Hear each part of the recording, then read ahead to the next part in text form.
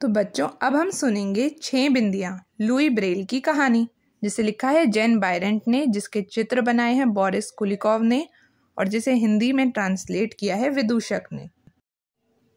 जिस दिन मैं पैदा हुआ उस दिन पापा ने सारे गांव के लोगों से कहा, वह मेरा बेटा है लुई। पड़ोसियों की जुबान चली, उन्होंने फुसफुसाया, बहुत छोटा है, जिंदा नहीं बचेगा। पर मैं जिंदा रहा। बचपन में बहुत उत्सुक था और मेरी आंखें हर चीज़ को बहुत बारीकी से देखती थी। माँ का प्यारा चेहरा, मेरे पालने से झूलती झालर, खाने की मेज़ पर रखी डबल रोटी का आकार, मैं हर चीज़ को बहुत ध्यान से देखता था। धीरे धीरे मैं बड़ा हुआ, एकदम अच्छा और बलवान। जब मैं अपने भाई की चौड़ी पीठ पर बैठकर बेकर की दुकान पर जाता था, अपनी बहनों के साथ मिलकर मुर्गियों को चुगा डालता, तो गांव वाले मुस्कुराते और हाथ हिलाते। कितना सुंदर है, वो कहते। और होशियार भी, मेरी बहनें कहती। जब मैं 3 साल का हुआ तो मुझे हर एक गांव वाले का नाम याद था। मैं बहन की टोकरी में रखे अंडों को गिन सकता था। मैं पेड़ पर बैठी गौरैयों को भी गिन सकता था। मैं जो भी कहानी सुनता, मैं उसका एक एक शब्द दोहरा सकता था। पर जो कुछ पापा करते उसे देखने में मुझे सबसे ज़्यादा मज़ा आता था। लोग दूर दूर से पापा के पास घोड़ों की जीन बनवाने आते या फिर चमड़े की लगाम की मरम्मत करवाने आते। पापा के हाथ में जादू था। वो सख्त से सख्त चमड़े की पट्टियों से भी चिकनी और उपयोगी लगाम बना सकते थे। मैं एकदम पापा जैसा ही बनना चाहता था। जब भी मैं उनके किसी औजार को छूता तो पापा मुझे डांटते और कहते, उसे मत छुओ। फिर मुझे प्यार से समझाते, लुई अभी तुम बहुत छोटे हो, थोड़ा बड़ा होने तक इंतज़ार करो। बहुत छोटा, यह शब्द मुझे अच्छे नहीं लगते थे। मैं जल्दी जल्दी बड़ा और बलवान बनना चाहता था। काश मैं पापा को अपना हुनर दिखा पाता। चमड़ा काफ़ी चिकना था, सूजा बहुत नुकीला था। मुझे सिर्फ यह चिल्लाना आता था, पापा पापा पापा। उस दिन मेरी जिंदगी हमेशा के लिए बदल गई। एक नर्स ने मेरी आंख पर पट्टी बांधी। मुझे दोबारा सुनाई पड़ा, मत छुओ। मेरी आंख में ज़बरदस्त खुजली थी। मेरे हाथ पेड़ों और गौरैयों जैसे बहुत छोटे और तेज़ थे। मैं उन्हें आंखों से दूर नहीं रख सकता था। मैं अपनी तबीयत को और ख़राब नहीं करना चाहता था, पर मैंने वही किया। खुजलाने से रोग दूसरी आंख में भी फैल गया। अंत में अंधेरा छा गया।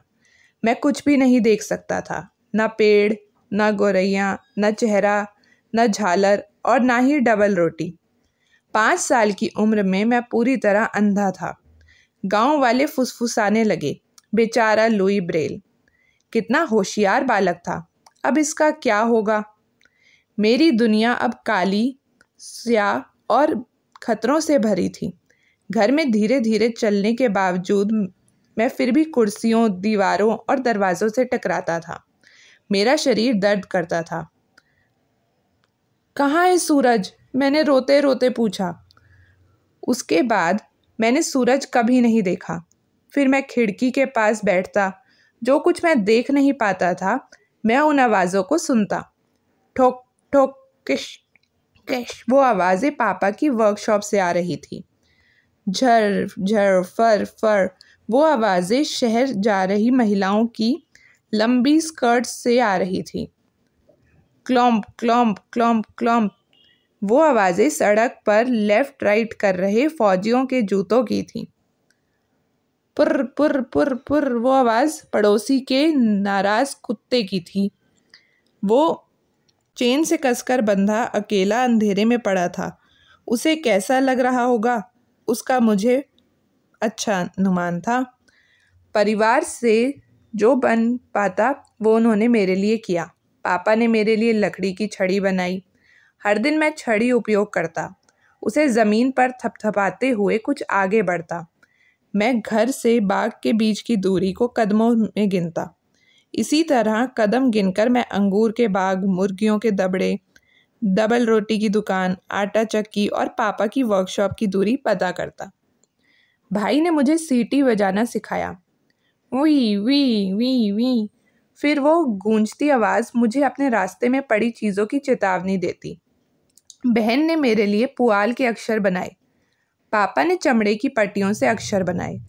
उन्होंने लकड़ी के पटरे पर अक्षरों के आकार में गोल मत्थों वाली पिनें ठोकी, जिससे मैं अक्षरों को छूकर पहचान सकूं। माँ के साथ मैं डोमिनो खेलता। खेल में मैं उंगलियों से बिंदियां गिनता। चर्च के पादरी ने मुझे छाल छूकर पेड़ों को पहचानना सिखाया। फूल सूंघकर और चिड़ियों को उनके गीतों से पहचानना सिखाया। वो जब मुझे बाइबल या फिर कविताएं पढ़कर सुनाते तो मैं उनकी बातें बड़े ध्यान से सुनता। क्या आपके पास अंधे बच्चों के पढ़ने के लिए किताबें हैं? मैंने पूछा। नहीं लुई, पादरी ने उत्तर दिया, मुझे माफ़ करना। जब मैं थोड़ा बड़ा हुआ तो गांव के बाकी बच्चों के साथ मैंने भी स्कूल जाना शुरू किया। पूरे दिन जब बच्चे शब्द और नंबर लिखते या फिर किताब में से कोई पाठ ज़ोर ज़ोर से पढ़ते, तब मैं सबसे आगे की लाइन में बैठकर उन्हें सुनता और याद करने की कोशिश करता। क्या आपके पास अंधे बच्चों के पढ़ने के लिए किताबें हैं? मैंने फिर से पूछा। नहीं लुई, टीचर ने उत्तर दिया, मुझे माफ़ करना। पर मैं नहीं चाहता था कि लोग मुझ पर दया या एहसान करें। मैं बस खुद पढ़ना लिखना सीखना चाहता था, बिल्कुल अन्य बच्चों की तरह। एक शाही परिवार की महिला ने मेरे बारे में सुना। उन्होंने royal school for the blind को एक पत्र लिखकर पूछा, क्या मैं वहाँ पढ़ सकता हूँ? काफ़ी समय बाद उनका जवाब आया, लुई, तुम्हारा स्वागत है। पादरी कहते हैं वहाँ अंधे बच्चों के लिए पढ़ने की किताबें भी हैं, पापा ने उत्तेजित होकर कहा। पर तुम तो अभी सिर्फ 10 साल के हो, माँ ने रोते हुए कहा। क्या तुम पूरे साल वहाँ रहोगे? मेरे भाई ने पूछा। पेरिस एक बहुत बड़ा शहर है, बहुत दूर, बहनों ने मुझे असलियत से आगाह किया। भला मैं उन्हें कैसे समझाऊं? किताबों के बिना मैं हमेशा बेचारा लुई ब्रेल बना रहूँगा। मैं हमेशा फिसड्डी बना रहूँगा, बिल्कुल अंधेरे कमरे में लोहे की जंजीर से बंधे कुत्ते की तरह। मैं आपसे बेहद प्यार करता हूँ, अंत में मैंने उनसे कहा, पर अब मुझे जाना ही होगा। मुझे जल्द ही पता चल गया कि पेरिस का रॉयल स्कूल कोई राजमहल नहीं था। इसके लिए मुझे आंखों की ज़रूरत नहीं थी। मेरा सख्त पलंग एक भीड़ भाड़ और नमी वाले कमरे में पड़ा था। वहाँ की यूनिफॉर्म मेरे शरीर को काटती थी। खाना कम और ठंडा होता था। टीचर बड़े कड़क और सख्त थे। बड़े लड़के चिढ़ाते और चोरी करते थे।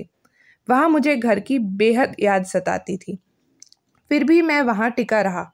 मैं वहाँ इसलिए टिका रहा क्योंकि उस पुरानी फूंफद वाली इमारत में कहीं पर अंधे बच्चों के पढ़ने के लिए किताबें थीं।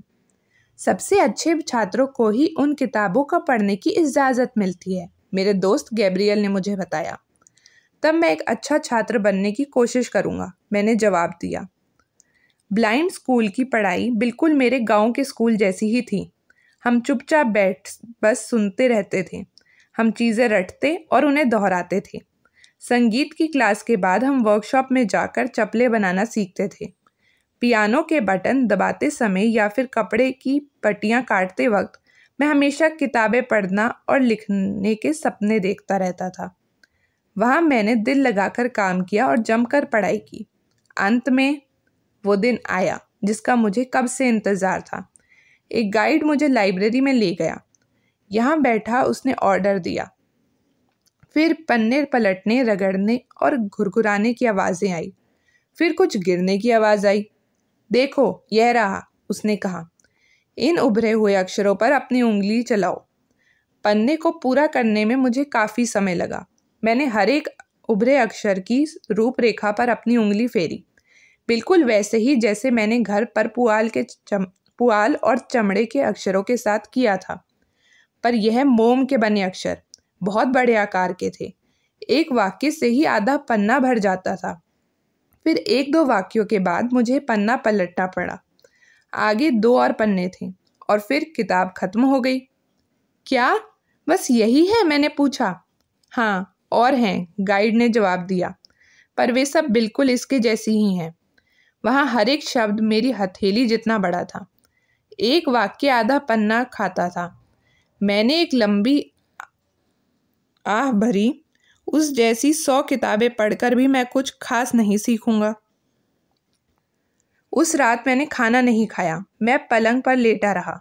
मुझे घर की याद सताने लगी। अंत में जब मेरी आंख लगी तो मुझे सपने में पड़ोसी का नाराज कुत्ता अपनी जंजीर तोड़ते हुए दिखाई दिया। वो दौड़ता हुआ मेरी तरफ आया। वो प्यार से मेरा मुंह चाटता रहा और मैं बहुत देर तक खिलखिलाकर हंसता रहा। लुई, लुई, जल्दी उठो! गैब्रियल ने मुझे झकझोर कर उठाया। सुबह हो गई थी। हेडमास्टर ने हमें बुलाया है, जल्दी चलो। सभी लोग एक बड़े हॉल में इकट्ठा हुए थे। डॉक्टर पिगनायर ने कहा, एक फ्रेंच फौजी कप्तान ने गुप्त संदेश भेजने के लिए एक नई संकेत लिपि का आविष्कार किया है। यह संकेत लिपि उंगलियों से छूकर पढ़ी जाती है, आँख से देखकर नहीं। हम उस संकेत लिपि को अपने वहाँ उपयोग करने की कोशिश करेंगे। हर एक के हाथ में बिंदियों के नमूने का एक संदेश होगा। हेडमास्टर ने अपनी बात जारी रखी। हर एक बिंदियों का नमूना एक ध्वनि के लिए है, जैसे ओ या इन या घ के लिए। तो हमने देखा कि कप्तान ने तो एक नई लिपि का आविष्कार किया, परंतु लुई ब्रेल को ऐसा लगा कि वो लिपि जो है वो सारे बच्चों के द्वारा नहीं पढ़ी जा सकती। उसमें कई कठिनाइयाँ थी।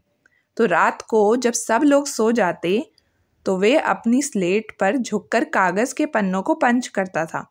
कप्तान की संकेत लिपि को सरल बनाने की मैंने सैकड़ों प्रयास किए। काम करते करते मेरी पीठ अकड़ जाती और मेरी उंगलियां दुखने लगती थी। अक्सर सुबह होने से कुछ पहले ही मैं सो पाता था। इस तरह 1 साल बीता, फिर एक और, फिर तीसरा। तब जाड़ों में मैं 15 साल का हुआ। मैं अक्सर बीमार रहता था, पर फिर भी मैं आराम नहीं करता था।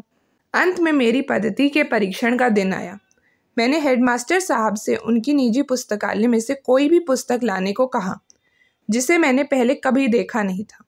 कृपा कर इसे ज़ोर से पढ़ें, मैंने उनसे विनती की।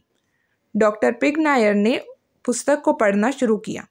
कुछ मिनटों के बाद मैंने उन्हें रोककर कहा, सर आप ज़रा और तेज़ी से पढ़ें।